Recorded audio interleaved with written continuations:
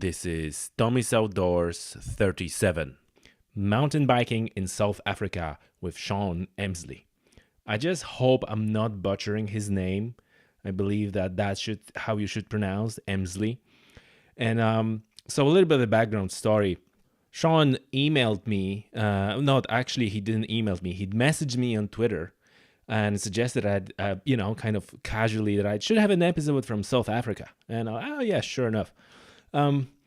But we started exchanging messages, and he sent me photos of like a bull giraffe, and he said like something like, "Oh, this is what I encountered today on my cycling trip."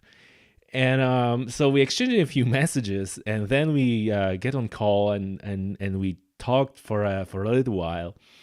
And it was like immediately obvious that Shaun is very passionate about cycling, about mountain biking. And the place where he mountain bikes is just stunning. It's just South African Game Reserve. So it was like absolute no-brainer. We quickly set up a date and time, and we jump onto a call and recorded this episode of the podcast. So you obviously will hear, the quality of the sound is not that great because obviously we were doing that over the internet and all the, technical things that all degrade the quality of sound. Nevertheless, it's what we're talking about, that's what matters. And this is absolutely fascinating episode of the podcast. So I think that's it. I'm not gonna be delaying that introduction any longer. Ladies and gentlemen, Shaun Emslie and mountain biking in South African game reserves.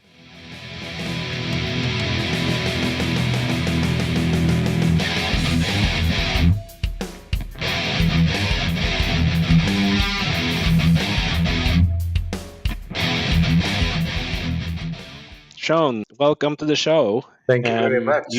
Thank you. You are the first or my first guest who is like really way down there or up there because you are talking from South Africa, right? Yeah, Durban on the east coast of South Africa. I know from my granddaughter living in Galway that I think I'm 9,933 kilometers as the crow flies. 33. That's what a precision to the kilometer. That's precision. Great. I think that's how much one's got to calculate when you miss your family so much. Yeah. And I think it's an interesting story just for our listeners, how we get to know each other and how we get to that podcast. I think you just messaged me on Twitter about like, yeah, you should have a podcast from South Africa, and because I was mountain biking. And I'm not gonna lie, I was really wanted to have a podcast because South Africa is such a great country, especially for the outdoors. But if somebody asked me, I would almost bet that it's gonna be something to do with hunting. And there you go. I have a guest from South Africa. It's gonna be about mountain biking, so it's great. Tell us how the scene looks like. Yeah, it's about mountain biking, but South African for the outdoors, especially on the east coast where I am, on the east coast of South Africa. Our summer is virtually 12 months of the year. If we get any temperatures around 12 degrees, it's almost a national disaster.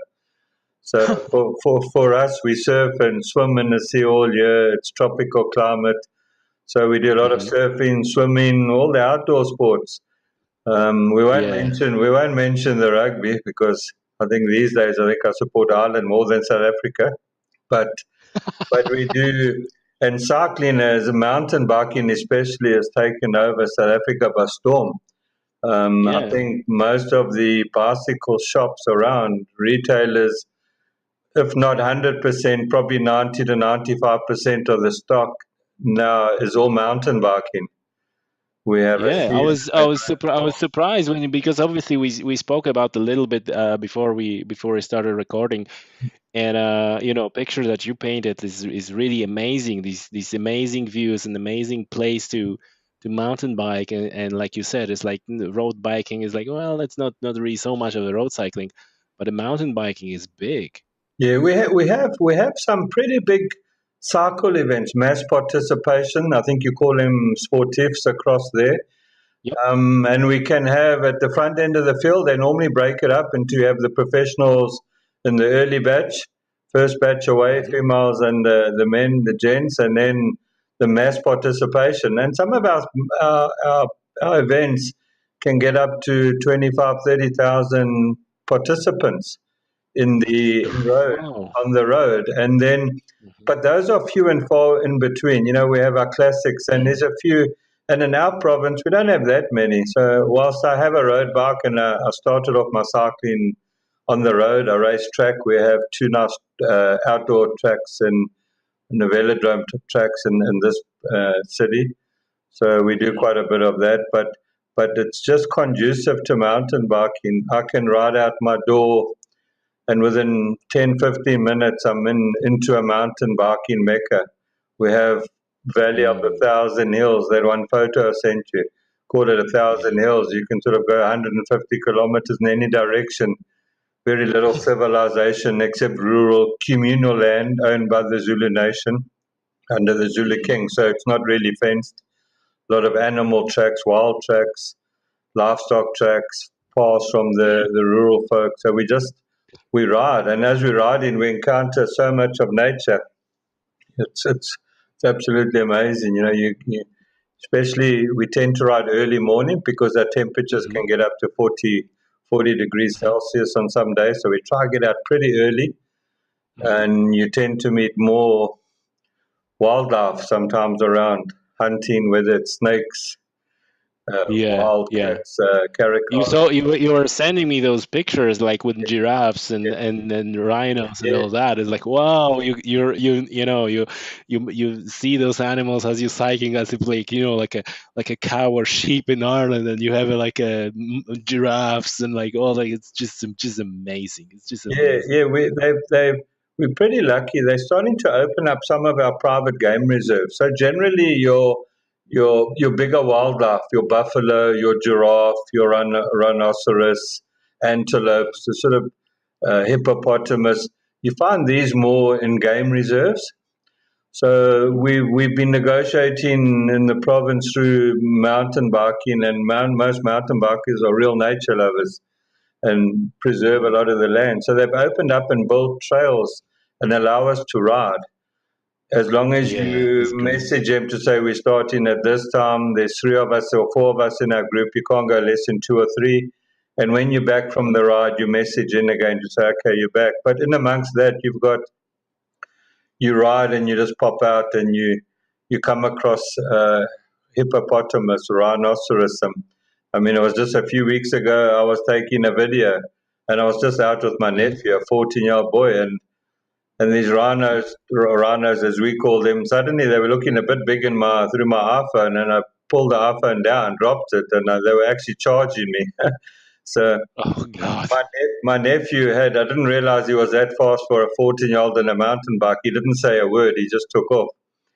So the one thing you learn in Africa, to be safe, you just have to beat one person. You got to be Yeah. quicker than at least one person because they say in Africa, if you're not fast, you become fast food. Ah, yes. And you're getting right into that because like the obvious question is like is that dangerous? Like a hippopotamus is like a super dangerous animal, Yeah, and you guys are just riding a bike, among those animals. So tell me how dangerous that is, and like what safety precautions you got to take if you're going for a ride. there's not much one can do. You've got to try keep your distance and give them respect. They're wild animals. They're not domesticated, so they're always going to protect their Mm. young, protect their environment. So the warning is you always keep to the higher ground. The Mm. obvious being reason is they see you as a bit bigger, a bit more threatening, being higher up and looking a lot bigger. So Okay. you've got to learn when to stand your ground and when to make tracks and head off. So you tend to keep to the higher ground, keep Hmm. moving, and don't get into a position where you confront them or corner them because they're going to react. Whether it's a giraffe, Right. people think that the giraffes are really beautiful, docile. but that giraffe Hmm. can really stamp you and knock you with its long head, its long, powerful neck, and so Yeah. it's quite intimidating. You feel the most recent one, that picture I sent you of the giraffe. I came around the track, and there was this giraffe. Yeah. I never knew they Yeah. introduced giraffes into that reserve, and he just stood Hmm. his ground right on the center of the track, and I was on my own, and we had a bit of a steering Hmm. competition, and when I saw him starting to sway his head and stamp his feet, it was time to retreat now and find another way. Right. Right. And as you ride him, Right. you think you're free from him, but he's sort of leering over all the trees. His long neck of his keeping an eye where you are. So Yeah, yeah, he knows good and well where you are. yeah, And what you do in that case, like, is it often that you have to basically wait, because I presume you were in a situation when you had an option to kind of turn back and take a different route. But is it happening, like, it stands, whatever animal it is, it stands, on your way home, and you just, yeah, have no choice but wait it out? yeah. You wait it out. There's always another way. It depends how brave you are and how late it is, because could be a bit late in the day, and you don't want to be caught out after dark. But keep in mind, Mm, these are also in private game reserve areas. We don't.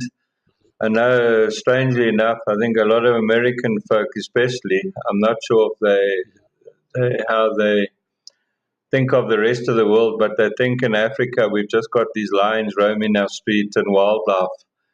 They don't mhm, see us as a first world country, which we in South Africa we are. We've got highways, we've got mhm. cities, we've got Yeah, and of so course. a lot of those sort of wildlife, you do come across wildlife that jump fences and boundaries, and your wildcat, your caracal, similar to a lynx, and they don't Mhm, really harm us or not really a threat to us because they're hunting rodents, hunting other birds, wildlife, and so we're not really on mhm, their list. It's only if you corner them or mhm. confront them. So you've just got to respect that we're always encroaching on their area. Yeah, We come across a lot of monkeys, sometimes baboons. Baboons can be quite vicious, so you tend to really try avoid them. They're really aggressive, whereas the monkeys yeah. tend to move away in their troops.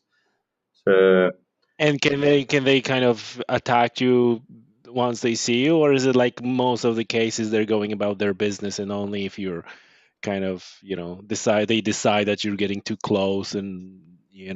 yeah, yeah, you've got to each one on its own merits. We were in a game reserve up in northern KwaZulu Natal, and we were rather silly because we were out there and we came across two rhinos, and they were Mhm. being quite amorous. They were busy going about their business, Uh-huh. and it was quite unique. So we thought we'd slow down and watch this, and the noise and that, and watching. We've never seen that before. You don't really see that. That's after dark stuff or in the bush stuff with these animals.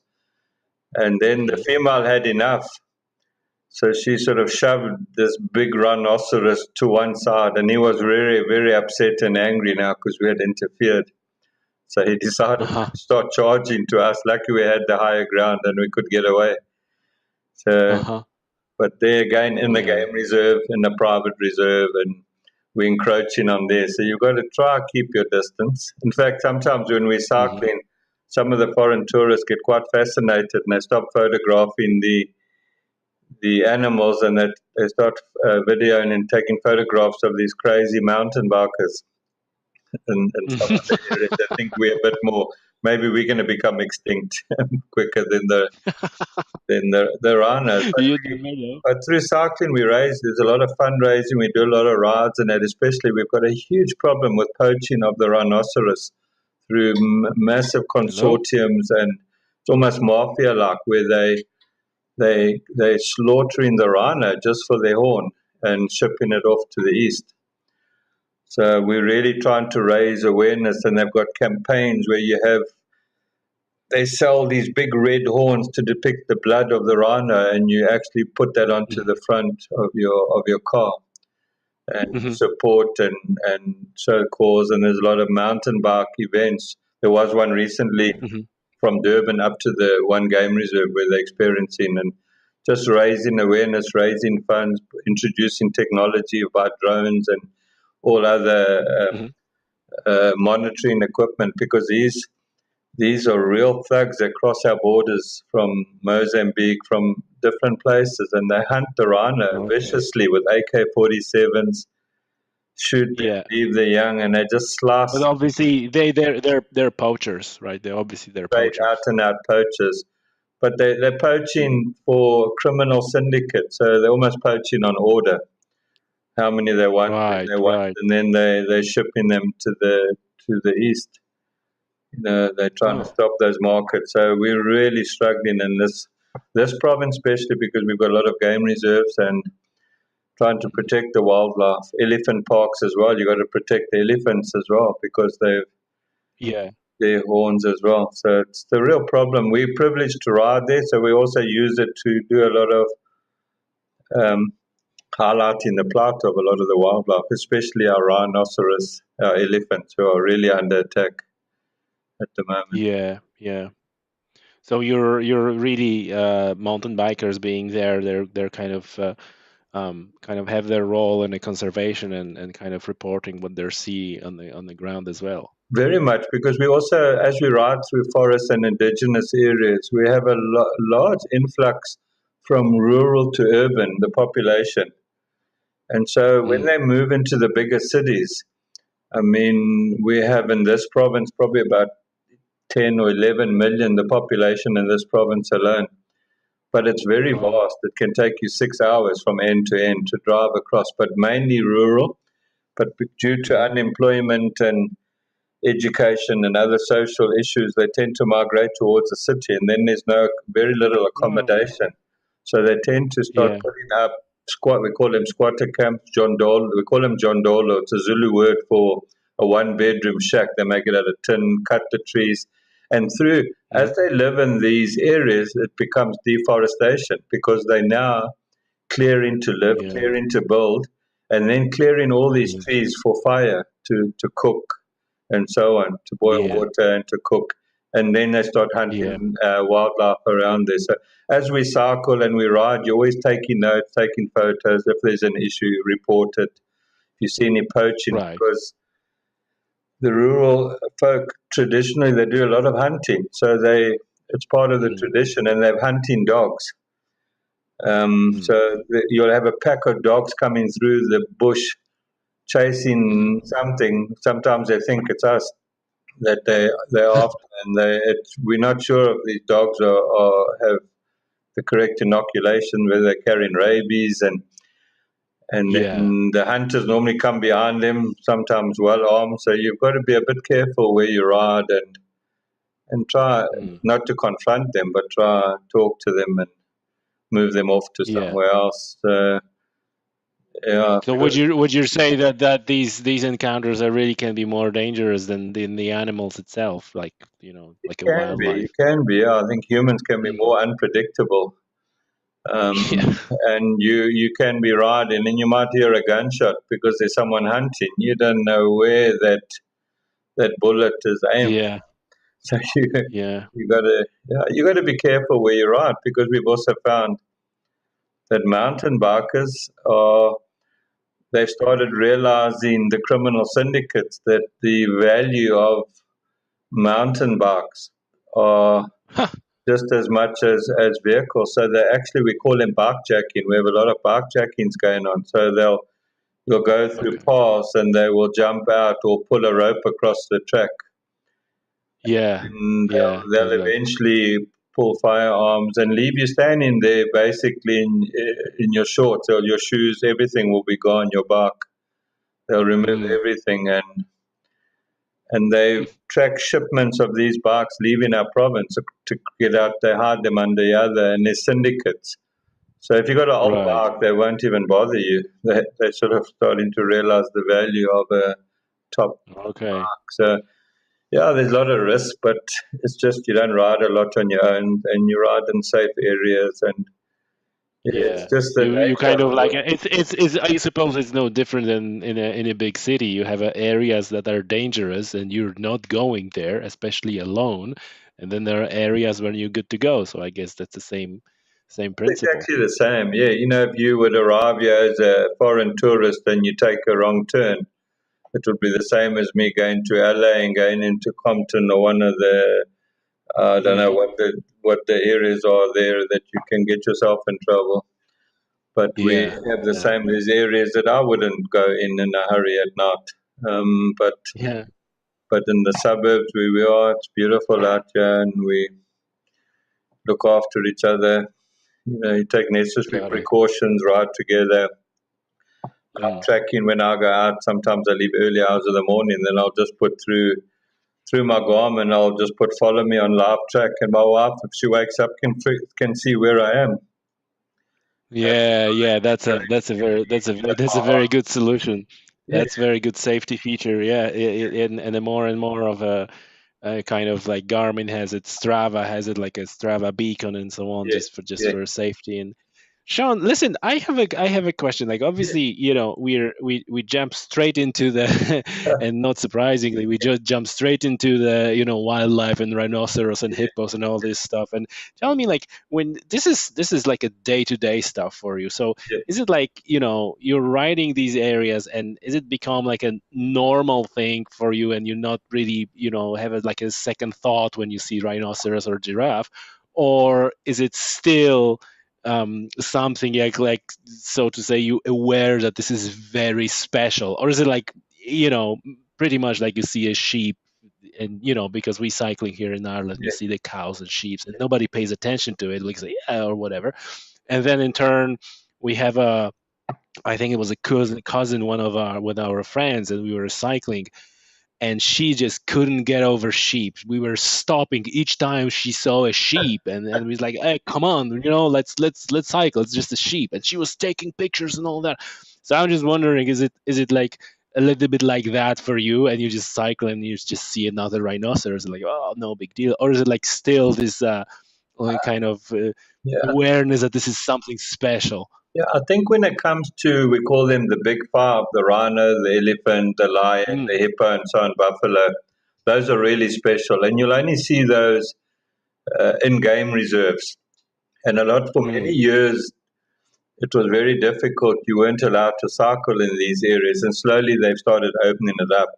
We were saying to a group of mates, we were cycling Tala Game Reserve, which is about 30 kilometers from where I stay, and it mhm. costs us 50 rand, which in Irish and euro, you divide that by 15. I don't know what's it, 3 or 4 euros, 4 euros to not even to go and ride Yeah. in there in amongst these animals, and they've developed trails for us, specifically cut out single track, right around about Wow. 26 to 30 kilometers of trails that they, with Mhm. little bridges across rivers, and they're actually encouraging you to come ride there.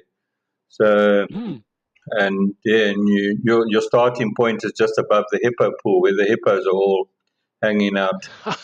So it's, you tend to, okay, there's another hippo, but it's, you still realize when you're riding in there, you still want to stop and have a look. You still admire this beautiful rhino. It Yeah. really looks prehistoric when you come across it. But you got to be aware as Yeah. well, because we found wildebeest and a lot of the antelope, some of the bigger, we have incidents where they just, I'm not quite sure what it is, when they get scared and they start running, they will just Mhm. suddenly sweep across your track. They need to get to the other side. They feel cornered, and they'll actually run right through you and your group. And so Wow. Yeah.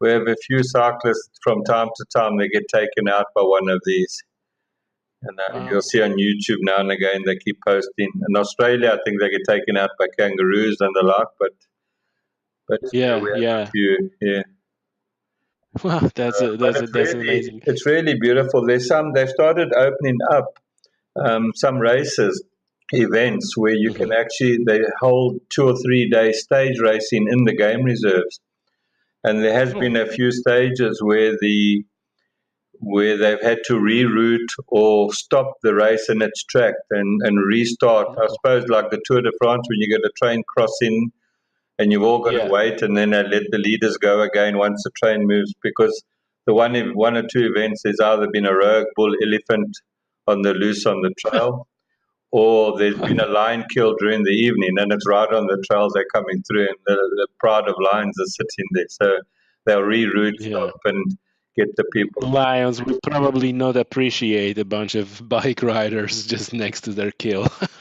Yeah, that's why I say you've got to, but you just have to look around you and make sure there's someone slower than you, then you're safe. But you just got to outride someone, Yeah. take your mother-in-law along or something like that, or depends. Introduce her to cycling. But yeah, it's really great. The biggest threat for us on most of my rides is snakes, especially this Exactly. You were saying that to me. Please tell us, lay it out. Like, what's the deal with the snakes? Yeah, I think we have a number of snakes in a tropical climate and the heat. This time of the Hmm. year, we have a lot of confrontations with snakes. Now we have your call it the Mozambique spitting cobra. We have puff adders. We have green mamba, black. Now the black mamba is probably the most dangerous snake in the world, and this snake can grow Mm. up to 3 meters in length. And I think the That's moment a the big ass moment snake, man. the moment the youngster's born and is there, it's lethal. It can kill you, and you've got to get help within a short space of time, or your history. And so we Yeah. find, especially on, I call them solar powered because it seems like as soon as the sun is up, they get energized. And Yes. I mean, it was last year December. It was actually the day after. I found you go down on Christmas Day and what do we call it, Boxing Day, day after Christmas, and go cycle because you find everyone is at home opening their presents and all the trails and roads are quiet, and it's the best time to go ride. So Hmm. with me getting a bit on in the years and not having children at home and grandchildren living in Ireland, 2 hours behind us this time of the year, so I can get in a ride and then call them when I get back. So I head down quite early, and then the 26th of December, I was climbing a single track with switchback climbs up quite a steep hill. Very hilly. Yeah, you can do a 30-kilometer ride and do 800 to 1,000 meters of climbing. So I was doing Wow. this switchback climb, and it was tight switchbacks, and you really got to go hard through them to keep your momentum because you're climbing as Yeah. you're turning. And I came round the switchback, and there coming along the path was, I don't know if it's a fisherman's story, but probably the biggest one if you showed. It was biggest because he was in front of me, but he was really a big guy. And he was coming Oh boy. directly down the path that I was Hmm. on. So we were and the black mamba, they call it black, but it's not really black. It's a gray gunmetal sort of color snake. Hmm. But when it is going to strike, it raises itself up. And to give you an idea, it raised itself up that it was sort of chest high with me Oh my when it god. stood up. And at that stage, as soon as it Hmm. does that and it opens its mouth, when you see the black in its mouth, then you know that's the black mamba. You know you're in trouble. Wow. So for me, I still don't know how I escaped that one because I basically unclipped and jumped off the back of the saddle while back of the bike, and I just let the bike continue straight into him. And Okay. I think he struck at the bike because Huh. I was already running the other way. So, but it was quite strange Oh my. because there was like a 15-year-old boy. I didn't realize this youngster was trying to catch me up the climb. And Hmm. as I came running around the switchback, he jumped off his bike and he started running with me. He didn't know why, and he was shouting from behind, "Uncle, Uncle, why are we running? Why are we running?" I said to him, "Just stay behind me. I'll tell you when we get to the bottom." So we came up, we Oh gave it my god. 10, 15 minutes, and we came back up throwing stones. And you make a noise, and it Hmm. gets them. That snake will be aggressive. If it's confronted, it actually won't back off. It'll actually keep chasing you. It will Mm. go for you. Oh. It's probably the most aggressive snake in the world, that one. And Wow. so if you Google it, they call it the black mamba, Mamba. It's really massive, and we find them a lot in the sugar. We have a lot of sugarcane plantations, and They round, they after rodents, and they're always hunting. So when it gets hot, they get energized. And that same snake, Yeah. he's confronted quite a few people, and I believe they've now caught him and Hmm. relocated him somewhere deeper into the reserve. Are they protected animals? Those snakes? No, they're not. They're not protected at all. I'm so scared of snakes. For me, if I see a snake, a good snake for me is a dead snake. But you learn to that they've also got a role to play. You know, Hmm. they've got to they keep the rodent population down, and they've all got their place. And Absolutely. so you learn to appreciate them a bit more and realize we've actually cut a trail where he's been living for many years, and Hmm. we're infringing there. So we tend to try relocate them, and when they become a problem, we go past Yeah. this old building on one of our trails, and they call it Snake Hut, Black Hmm. Mamba Hut, because you don't enter there because it seems to be a breeding ground for them. You move pretty quickly when you come past some of these, but it's you come across them. The other is you you're looking down for these, and you look up at the trees, and we've got quite a few crowned eagle around this time of the year as well.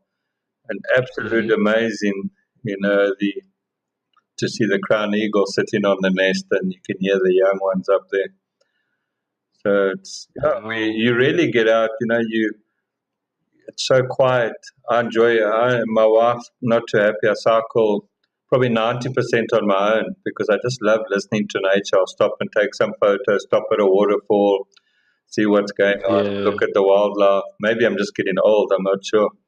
But you start appreciating, slowing down a bit more and admiring everything, listening to the sounds. A few years ago, I would have ridden through there with my iPod on with music blaring, doing intervals, and everyone must get out of my way. Now I'm like, maybe it's aging. I'm not sure, but No, I don't think I would call it aging. It's maybe, I don't know what to say, but this is kind of a, something that I notice as well, that sometimes you're cycling and you're so much in the zone that you're passing through the beautiful scenery, and you never know about it. You never notice because you're just kind of heads down and you're looking at your power meter or whatever, yeah, and then every now and then you go, with your buddy, which maybe is not as fit as you, or whatever, and you're just cycling kind of leisurely, yeah, and you look around, you kind of raise your head, you look around, it's like, oh, this thing was here all the time, but I never actually appreciated, and like you said, and you stop and you kind of look at it, yeah, and especially in an area like yourself, yeah. that must be just amazing. You're probably spending more time taking photos than cycling. Yeah, we're actually quite lucky. Yeah, they've developed. I'm sure you're aware of the Cape Epic, which is probably the hardest mountain bike race in the world at the moment. It's like the Tour de France of mountain biking, but that's down in the Western Cape Cape. Epic. Cape Epic, yeah, it's a 7 day race. You get all the top marathon cross country riders in the world. So team event, two-man team. You get all the international riders, but it's incredibly expensive to, as a South African, to enter. It's really started getting marketed for the overseas market. You know, Oh. but in this province, we have a number of multi-day stage races, at least 3 days, and we have one called Sani to See, which starts at the Drakensberg Mountains. We call it. It's a mountain range, and you finish 3 days later, about 300 odd kilometers on the beach at Scotbrough on the Wow. south coast. And what they do Oh. is each night you load from day one, you load your stuff in a box. They transport it to the overnight, and when you get there, there's two-man tents. It's a two-man event. Your food, your catering, showers, everything is sorted, bike wash, and so they move your stuff forward till you finish the race, and you get to some of the views, and when you drop into some of these valleys, really desolate places, and they actually put up this big sign that just say wow.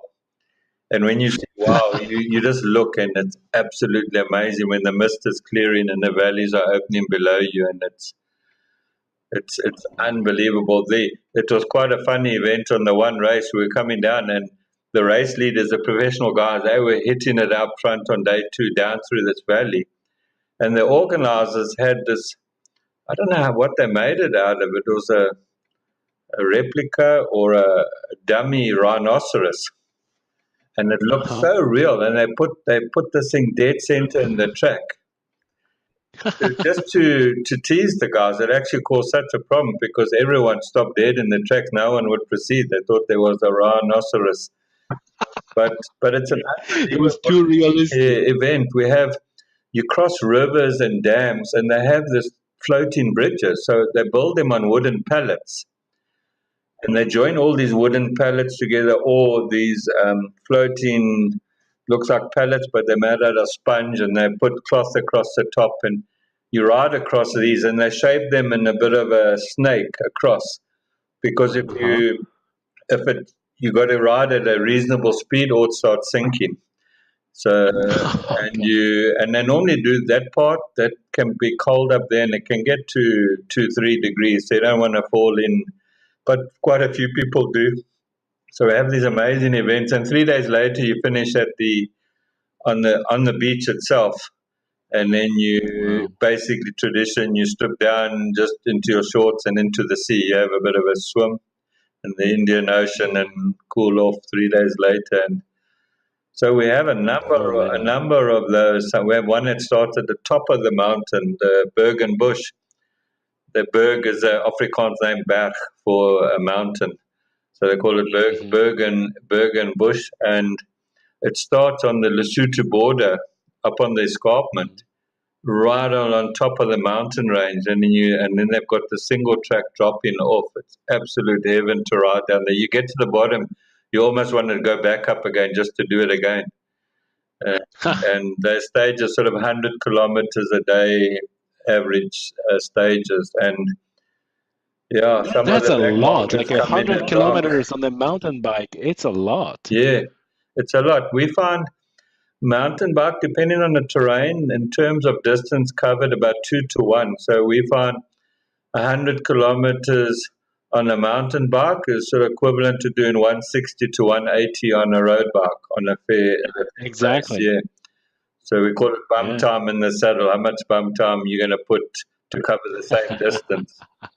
Yeah. Yeah, yeah. Wow, that's and when we were talking before, you also kind of told me that the mountain biking scene in South Africa is quite big. That there's almost a race like every weekend. There's Yeah. some place to ride 12 and months of so the on, year. right? So Hmm. So you don't really have a down season. It's like all the time, so it can race all the year. yeah, it's a down season right now. So the last Mm. event in this province was on the in this in KwaZulu. I'm in the province of KwaZulu Natal. Um, and the last race we had was on the 2nd of December, and the sort of season for us closes off then. Sort of, and then by end of January, the races will be on again.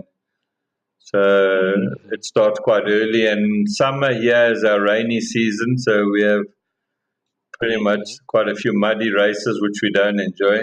We're not used to the rain. I cycling Okay. quite a lot when I come across to Ireland. The first time I came there, it's raining. I'll ride tomorrow. Next day, it's raining. I'll ride tomorrow. Oh, After 2 days, it you just would be become like it's only out one two way now. days in a year. Embrace the rain, and I learned to ride in the rain so a lot, and I absolutely loved riding down past what's at Ballyvaughan, Kinvara, this Dunvana, out that way to the cliffs of Moher and that way, and I put in hundreds of kilometers a day when I'm there. I absolutely love riding there. And then it's taught me to ride in the rain, yeah. So ride a lot here, and the roads are empty. South Africans think it's really bad, and they all sulk when it rains. We're not used to it.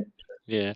And when you're cycling and then like when you have these muddy races, obviously you need to change the tires and so on. So you probably have like a set of tires for mud and set of tires that you're using Yeah, in normal yeah. conditions, You got right? to look at that. You look at your tire pressures run a lot. You got to run your tire pressures a lot lower. And I Mm. think the big thing with you cannot ride mountain biking in this country without riding tubeless. So we ride tubeless. We always run in tubeless. The first thing you do when you get your bike is you turn it into tubeless, irrespective of what quality it is, because the thorns we have in the bush, Mm. rocks and the type of terrain, you need Yeah, tubeless, and otherwise you're going to spend all day fixing punches. So you yeah, change your yeah. tires. Because you have the Yeah, sealant that is in the tire. You have this sealant, and then when you get it torn, getting into the tire, when it's removed, the sealant will seal yeah.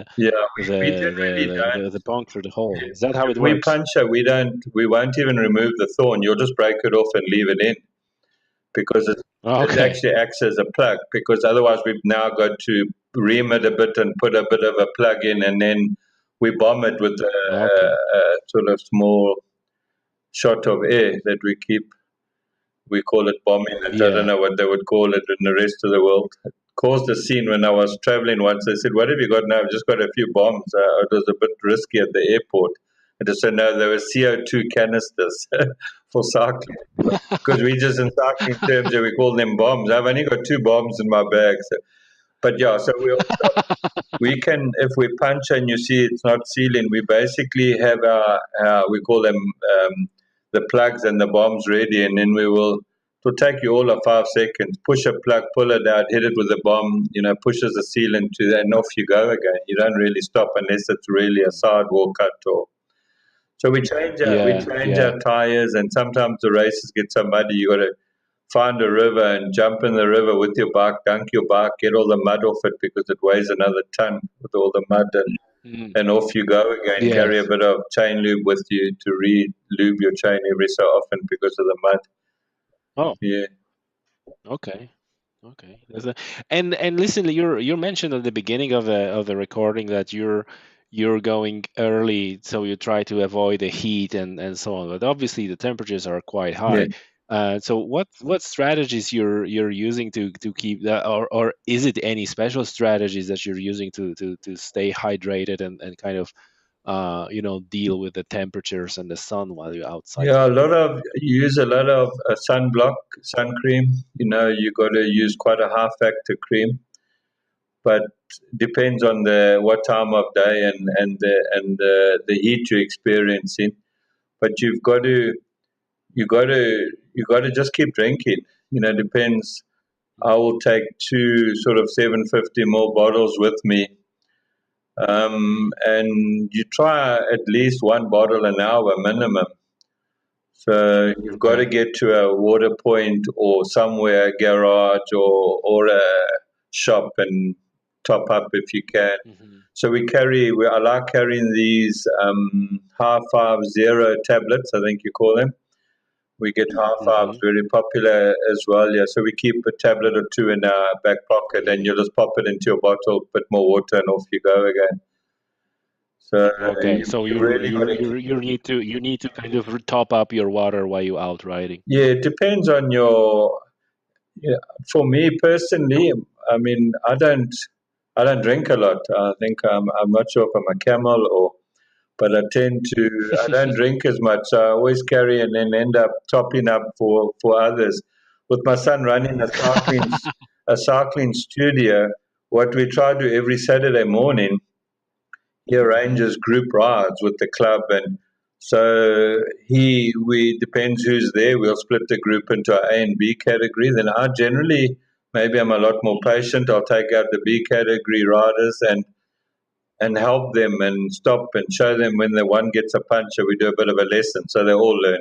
Beginners, we go to Okay. switchbacks and we teach them how to ride switchbacks, how to ride rocks, routes, because it's a you've got to get used to how to drop off and off canvas switchbacks, uphill, downhills, and can be quite intimidating. You got a bit of a cliff on the other side of it, and you got to make it around, slide in your wheel, and so we do a lot of Mm. that and carry a bit more extra water. But a lot now I don't enjoy it, but a lot of the Mhm. riders to combat dehydration, they have I think they call it a camelback. So Oh yeah, they I need to know, put I a know. So camelback. it's like a backpack with a built-in bladder that you can drink Yeah, while you yeah. riding without it. But it's yeah, I think it's when you race a lot and you just don't want that around you. So we find a lot with our races as well. We Mm. have a lot of water points, even our mountain bike races. Depending on the heat, they'll have water points where you can top your bottles, get a banana or a potato. It depends on the distance and the type of Mhm. race it is. So they try to stagger them sort of every 20 kilometers in a race, 20, 30, depends. Okay. So if you're running out, you stop. If you're not, you just head on past. You don't. And the professionals, they generally have a sort of unwritten rule. If they're all struggling with water, they would all stop at the same time and no one will attack Oh, at that okay. point. It's like your feed zone in the road race. Yeah, yeah, yeah, yeah, yeah, yeah. Okay, But okay. then, And I suppose it has to happen, because the conditions like this is like a something that you need to develop this sort of a rule, right? yeah, Because yeah. it's serious stuff. If you get dehydrated, you're done. When you get to the age category riders where I am, you watch your opposition and you see them going for water. That's when you attack. And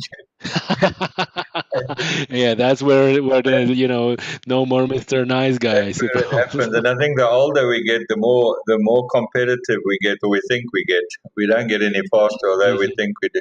But we do well. I mean, I'm 57. In fact, yesterday I turned 57. So getting Okay. on, Happy birthday. but I can still get up there and compete in the top 30 to 50 in a group of 1,000.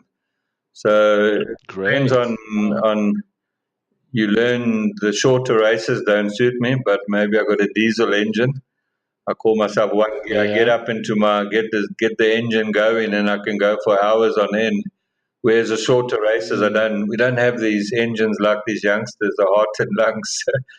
So yeah, so it's very competitive, Uh, and all our races they have all the different age categories.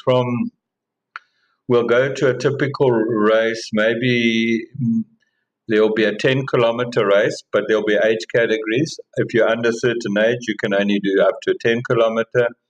Junior riders mhm. up to or under 16s up to 20 kilometers or 40, and then open we have to ride in the series at least a 65k mountain bike event, which sometimes two and a half thousand meters of climbing can be extremely tough, Wow. very technical, a lot of Yeah. forests, and I was so gonna ask, you have like a varied. You obviously have a varied level of difficulty of those tracks, but it seems like they're mostly very technical. yeah. What the organizers do, they have when you get to some of the real technical stuff, where it's really they Mhm. mark them quite well. We have a lot of route markers, and they if you get an arrow or an exclamation mark, one exclamation mark, there's Mhm. something you need to be aware of. Could be rocks, could be something. Where you got two, Mm. and then you'll get where you got three, there's something serious ahead of you. And Okay. generally they call it a bull run or chicken run. So Uh-huh. when you're racing, you're going to go for the bull run because you want to. That's the shortest route. The chicken run is a bit of a penalty. It will be easier, but you'll have a bit of a Hmm. short extra G- distance. But sometimes you've got to Got be it. awake because if the race is going on and someone goes down in front of you, you can actually get to the front by running the chicken run to get around where there's a crash on the rocks or where big drops. Yeah. And some of it can ruin So it's like a strategic decision that you need to make, whether you take a risk and you go through the bull run, or whether you kind of like, I'm gonna take a easier route because I presume if you're, for example, ahead and you know that you build advantage, you probably that might be a good time to go to the chicken run as well, because you're not gonna be risking going to you. something more difficult and potentially Yeah. crash, and you can use that. As long as That's there's very none of your mates around, peer pressure. yes. And otherwise you'll be called a chicken Yeah, forever yeah. if your mate takes the bull run and you take the chicken run. You're not going to hear the end of it. You'll be buying beers for the Okay. rest of the afternoon to keep them quiet. Got it, got it, got it. So there's a strategic decision, but it also goes at the price. Yeah, Like yeah, yeah. you mentioned, Sean, that your son is also into mountain bike Yes. cycling.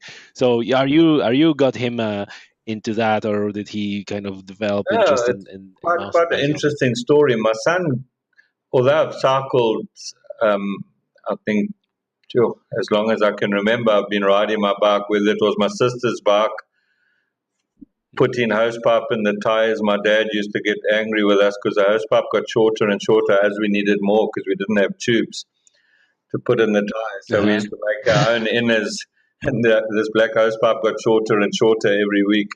So I've been riding forever. But when my son came along, he ended up into motocross and was actually one of the top motocross riders right through from a junior age, racing national circuit, some of the local Grand Prix, and then he had an injury, shoulder injury, and part Mhm. while he was recovering, friends of his invited him to go riding, and then they trained quite a bit to recover, and then he did a provincial championships and he came second, and no one even heard of him. Okay. So Uh-huh. he switched from there on to actually race, and now that's his career. He's got a performance training studio. He trains. He's sort of moving Oh. from mountain bike, marathon, and cross countries to riding more the enduro event, which has really taken off. Coming from Mhm. motocross, he likes all the jumps and all the Yeah, downhill yeah. stuff, and he's a natural fit for it, and he enjoys it more, and he's not having to chase intervals and numbers all the time. It's more about skill than Oh, anything. Yeah, yes, yes. So that suits him better. yeah, yeah. No, he's loving. He's actually coming out to Ireland on the 22nd for his first visit ever. He's coming Okay. to visit his sister and niece and nephews for the Christmas period, and so he's going to experience the cold weather of Galway over this period. He doesn't know what's coming his That's way. no doubt. Yeah, rain and wind and all that. It's actually not that cold, but right now, but it's like rain and wind. That's for sure. That's very interesting, Sean, because usually, as far as I know, the career goes all the way around. It's like a mountain bike riders as they get older, they cannot compete at the level as they used to. They move into the motocross Yeah, or motorbikes. In the case of your son, it's just exactly the opposite. He figured like he has a talent for mountain biking. yeah. It That's was sort of that's awesome. undiscovered talent that came about late through an injury. And I mean, we were Mm. having a chat just a few days ago. I said to him, "Let's go buy another bike." He said, "No, no, no. Let's buy another mountain bike." I was a bit surprised. I thought he might be tempted to go do a bit of motocross or off-road enduro riding. Mhm. So he said, "No, let's Mhm. go buy. We can buy another bike rather." And I think I've got a few too many. One, we never know when is enough. Uh, Yeah, you obviously heard enough is n plus one, where n is the number that you have right now, right? So I I suppose even that. have a bike hanging in the rafters in the outbuilding in Galway. I got a I bought through, I think it was adverts.ie. I learned very quickly where to go look for a bargain, and I bought a Cervelo S1. It's got 9 speed Tiagra. Um, Mhm. it's not it doesn't even have carbon forks, but I train when I come across there. I just ride and ride. I did a tour de Burin on it, and I think I was a guest of the Irish paracycling team. And they Oh. invited me to ride. It was Ann Post, I think it was their sponsor, was also sponsoring the Tour de Burin. And so I was given the Irish kit to ride in, and I got called up on the start line with Shaun Kelly on the front row. Oh, It was quite lovely. exciting, and I said to him, I'm going to attack him on the first climb. And he said, you South Africans, you're all mad, because he knows us well through his career. Anyway, I attacked him on the first climb. I don't think I was racing, but the record books will show I beat him, I think. So, but I think Great. Well, he was that's more interested in the fans and shaking hands and enjoying the ride. But yes, I of do have a course. bike across there, and I've got a few here as well hanging up. My track bike, a couple Mhm. mountain bikes, road bike. I've still got my original mountain bike that when mountain biking first started. And I think that bike is about 28 years old now. I still have it Wow. refurbished. Wow. Yeah. Yeah, yeah, that's a. And listen, is the fat bikes are getting popular? Do you see many people riding fat bikes? Yeah, fat bikes is there's a few guys who ride them around for training. They seem to think it makes them stronger. But Okay.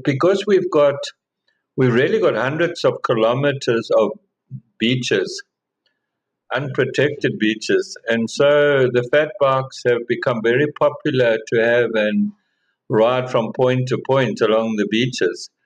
And Mm. more on the western side of Africa, Namibia, out that way towards the deserts, it's popular.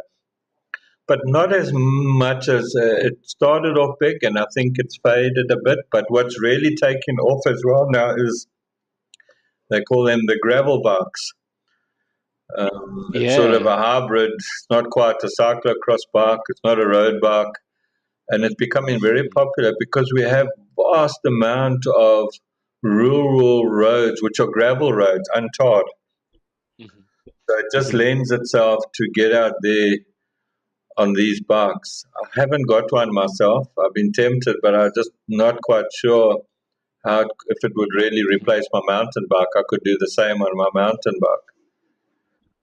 I think that the in general opinion is that the like a cross country mountain bike is more Yeah, versatile than a gravel bike. Like my friend, like right now, is dying almost because he's trying to choose, and this is like the dilemma that he has, like whether to buy a gravel bike and the mountain or cross country mountain bike.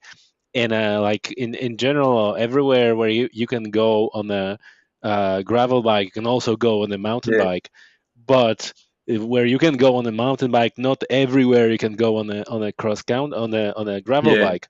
Then in the if the surface is really kind of suitable, or let's say fast, then probably your gravel bike will be a slightly faster than the mountain bike. And I even saw like a people kind of doing like a hybrid kind of thing, that they're taking like a mountain yeah, bike and they're putting like a drop handlebars yeah. on it, and it's like a completely like a new animal and Yeah, I'm not doing sure if stuff you've like seen that. the Cannondale slate. It's a Cannondale slate. Yeah. Actually, I ride a Cannondale lefty, the top of the range scalpel, and the Cannondale slate has a Hmm. similar fork, lefty fork, full suspension type gravel bike, and it's quite Mm. unique. But we have.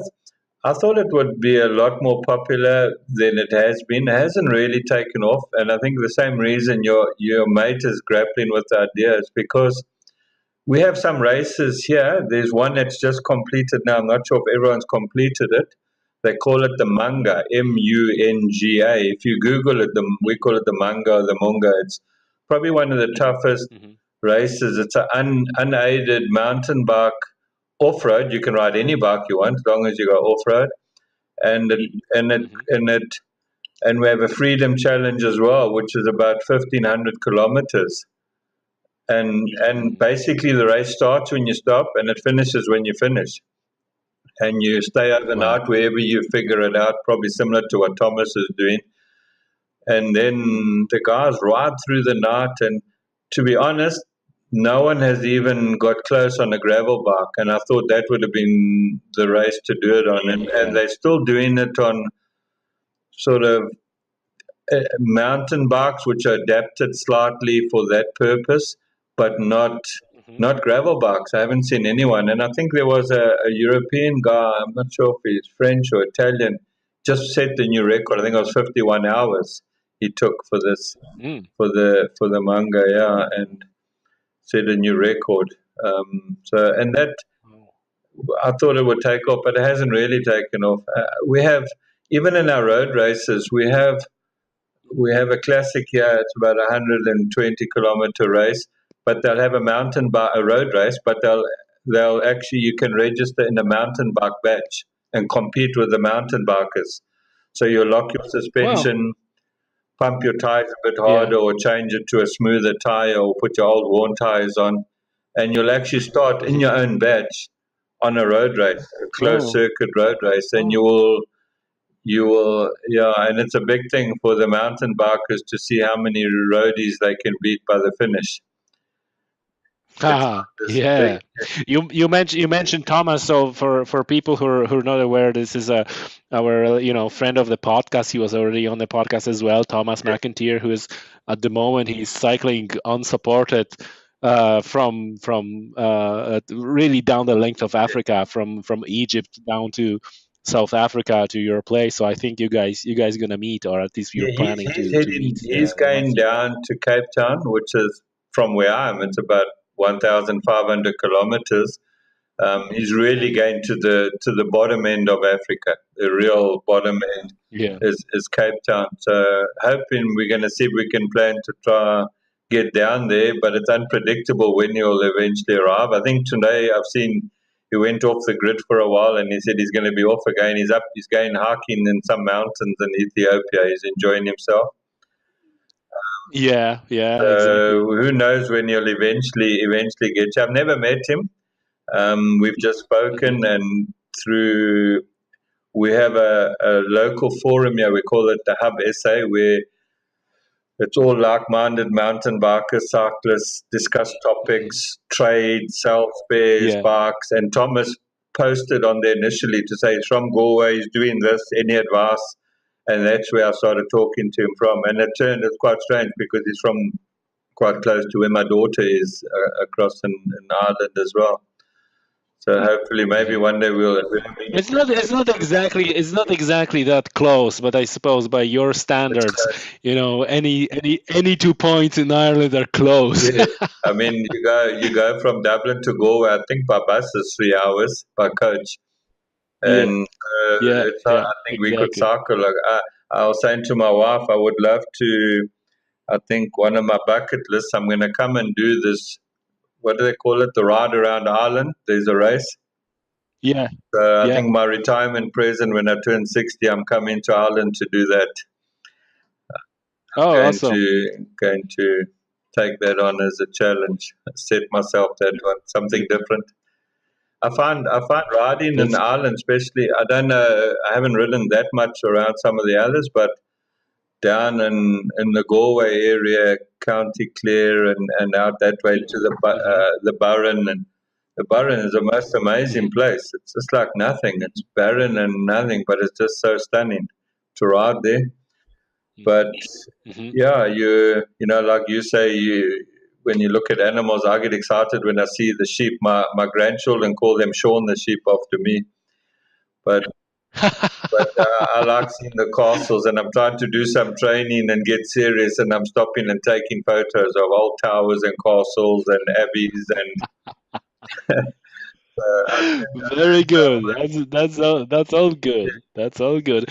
Listen, Sean, before I let you go, I just want to ask your two more questions. So you think like gravel bikes were really is kind of like a moment, and they're not gonna stick. And what about those plus bikes, right? Which meant to be like a really bridge between the fat bikes and they're like a regular bikes, and is that something that you think is good and getting more popular, or is it like again like one of these things that come and go? to be honest, I haven't even heard of it here. So, Oh, so okay. Is it like a wider tires? So you have like a 27 and a half or whatever, 29 tires, but they're kind of like a wider. So they're not really fat bike wide, but they're significantly wider than the yeah, regular one. But I suppose since you haven't even heard about them, then that yeah. answers I my think I question. think because the mountain biking here is so competitive. I know Hmm. I was one of the first to get a 29-inch, and everyone thought I was crazy. And now, if you Hmm. got a 26-inch, they'll ask you what's wrong. Are you really struggling at home? You can't afford it, or someone just giving you one. And then 27 and a half Yeah. has got its place. I mean, my stepdaughter is very small. My my Hmm. daughter-in-law, not stepdaughter. My daughter-in-law is very small, and so for her height and the extra small frame, The 27.5 is absolutely ideal. It gives you fair acceleration if you haven't got that strength coming on climbs. You're able to turn that Mhm. wheel a bit quicker as a smaller person. But generally, I would Mhm. say 99.9% of the people in this country racing are all on 29-inch and sort of standard Mhm. size 2.2, 2.25 tires, tubeless. So fat bikes and in betweens, not really. They're racing the same sort of Mhm. stuff that Nino Shooter and the World Circuit guys are riding. Guys are spending huge amounts of money, on these bikes. I think the market's probably the biggest, Yeah. one of the biggest aftermarket for spares in the world is South Africa in terms of from mountain bikes. Wow. Uh, Wow. That's great. Listen, Sean. So if any one of our listeners, listening to that podcast, and he says or she says, like, well, I would really love to go down to South Africa and ride a mountain bike and see these beautiful, scenery and animals and all that. What would be your advice? What's the best way to start and how to go about it? yeah, I think book your ticket. Book your ticket.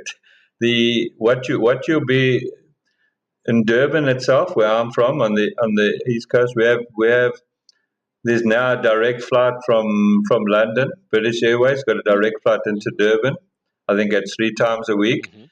Otherwise, when I travel Oh. between Ireland and South Africa, I use Emirates through Dublin, Dubai, and Dubai, Durban direct flights. Um, I think you just have to do a bit of research. What is it you really want to do? Durban has got the coast, it's got the mountains, it seems to have the game reserve, it's got a bit of everything. I didn't mention to Hmm. you, I've also got a website. Part of my future plans for retirement, we're starting off mountain bike tours as well. So, so if Wow. you go, my contact details will be there. Anyone interested, really, you're Hmm. welcome to email me, contact me. Hmm. Don't phone my daughter's number; she's in Ireland, but you can chat to her as well. She's a contact there. Hmm. You can go to it's African MTB Tours, African MTB Tours.co.za. Okay. Okay, And AfricanMTBtours.co.zn. Is it and I ZN? put a few links to some of our races. The Giba Gorge I Mm-hmm. mentioned, where I got confronted with the black mamba snake. Giba Gorge is there. Some of our events I need to see links to those with photos and galleries. There's a photo of Sani Pass, Awesome. which is a 22-kilometer dirt road climb up to Lesotho. 22 kilometers, huge amount of climbing into the Wow. mountains. I think it's the highest at the top of that when you go through the border gate into Lesotho. They say it's the highest pub in Africa if you want to have a beer at the top. And you can cycle up there. Some absolutely amazing places. But anyone wanting to come out, it's absolute beautiful. Winter months, maybe it's a bit will be a bit easier on the coming from Ireland. It'll be a bit cooler. Depends if you. Hmm. When I say cool, you still average cool day 20 degrees, 21 degrees is a cool day for us. Um, Hmm. and we have races all year. If you're interested in the outdoors, I know you also like your fishing. We have in KZN, we call it the sardine, the annual sardine run. I don't know if you've ever heard of that. There's No, absolutely, I it's a didn't. strange phenomenon. If you just look at sardine run KwaZulu Natal, if you Google that, Hmm. they say it's absolutely millions and millions of sardines that spawn down on the near the Cape and the Gullis area, and they migrate up our Hmm. coast. And it's like this massive. It looks like a black oil slick in the sea moving up the coast, and they have to remove all the shark Wow. nets and all the protective measures on the beaches as they move through, because the different size fish, followed by the great white and all the other sharks behind them and all the other fishes, Hmm. it becomes an absolute frenzy, and sometimes they beach, and you'll have thousands Hmm. of people just running into the water, scooping it up with their skirts, their hats, or shirts, whatever they can. Just millions of sardines, and Mm. then they migrate up the coast Wow. and disappear. So there's so much doing. That's normally a sort of July event around there, and lots of mountain biking events. But yeah, Wow. in that time of the year, it's probably a bit warmer in Ireland. So if you want to escape Hmm. the cold weather, you come this time of the year, sort of November, December, January, February is our real hot months. If you want to get out Yeah, there, but yeah. Well, that's a good that's a great advice, and I'm gonna obviously put the website in the show notes so people can see it. And listen, Sean, any closing thoughts that something maybe that we haven't spoke about and you would like to draw attention or listeners to, or anything that you want to say to just no, summarize I this think this this I think awesome podcast? I've got something on my website written across there. I know they call it American Dream. I say, come ride the African Dream. Come ride Africa. There's no Mm, reason why not to. I see in chatting to lots of people across a lot of the Irish paracyclists that I've become friends with, and everyone seems to go to Spain, hmm. Spain, Spain, Spain. I mean, Spain's got sun, but I think we got more sun, and we got the big five, we've got Yeah. mountains, we've got the oceans. You can swim all year, safe area. We've just got kilometers and hundreds of kilometers of cycling. We've got mountain bike parks, I would say, within short space, 30 kilometers, 40-kilometer radius. I've probably got about 10 mountain bike parks. And some of them, they're 50, Yeah. 60, 80 kilometers of trails, 100 kilometers of trails. It's just a beautiful part of the world. You Yeah. just make a booking and get on a Absolutely, plane and and you're not gonna meet rhinoceros or hippo in Spain. That's for no, sure. no. So you can combine, come in and do mountain biking, and then arrange to go do a safari. Within 2 hours from me, we've got probably one of the biggest game reserves, Sishlui, and world renowned. It's a World Heritage Site, Lake St. Lucia, Well, where you can actually get in a boat and go up the river next to the. We didn't mention crocodiles, but quite a few crocodiles up there. Crocodiles, hippos, and the like, and see the big five. I say big wow, six. We've that's also got that's the great awesome. white. You can go shark diving. You can go Ah, scuba diving with right. the I sharks. like that. I like Yeah. that. Great six is a But great white as well. fishing That's a good is one. really, we've got unbelievable fish coast here. The surf fishing, they got the trout fishing inland and fly fishing, and but but the fishing on the coast and going deep sea fishing and enjoying that is very popular. Cage diving with the sharks, diving on the different Hmm. shoals offshore. There's so much to do. You got to say, Yeah. well, what do you really want to do? Plan your holiday. What makes it great is the rate of exchange at 15 to 1, 16 to 1, I think it is at the moment. If you're Oh, gonna pay, you're okay. gonna pay 15 rand for a pint. It's gonna cost you €1. You Yeah, can buy Guinness for €1. Uh, it's good. It's good to yeah, so know. it's very good Sean. value. The only downside is that it costs you a bit more to fly. Yeah, the equivalent. I think we Hmm. pay about 15,000 rand for a flight, so you probably pay 800 to €1,000 for a return ticket. Uh, Yeah. But I mean, it's like it's a big trip, and you're probably not gonna be trying to save on the flights when you really kind of coming from the opposite end of the world, almost, yeah, right? So that's great, Sean. Listen, that was really great talking to you. I appreciate you reaching out to me and arranging that and taking your time today for this chat. I think you passed a lot of very very important and very interesting information to our listeners, and hopefully a few folks will just get down to South Africa and ride those yeah.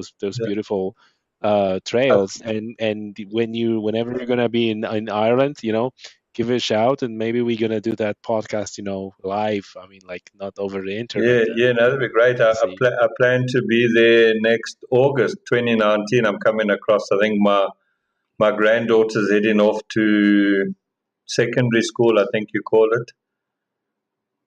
Hmm. So we hoping to come out, and normally I come out for 3 or 4 weeks at a time, and drink as much Guinness as I can. It's one. Very I good. don't drink no. I don't drink. I say normal beer. I don't drink much at all. But I've always got a Guinness in my fridge. So I think Hmm. you're also welcome to come across. I think maybe you should do your next Yeah, podcast from here in one of the game reserves. We'll go for a ride. that is a very good idea, Sean, My and home is and open. and You're welcome. I would definitely, will give you a call if it's anything like that is coming up. Then, rest assured, Yeah, I will give you a shout. Listen, it was great. Thanks very much, and I appreciate your pleasure. time. Enjoy your evening.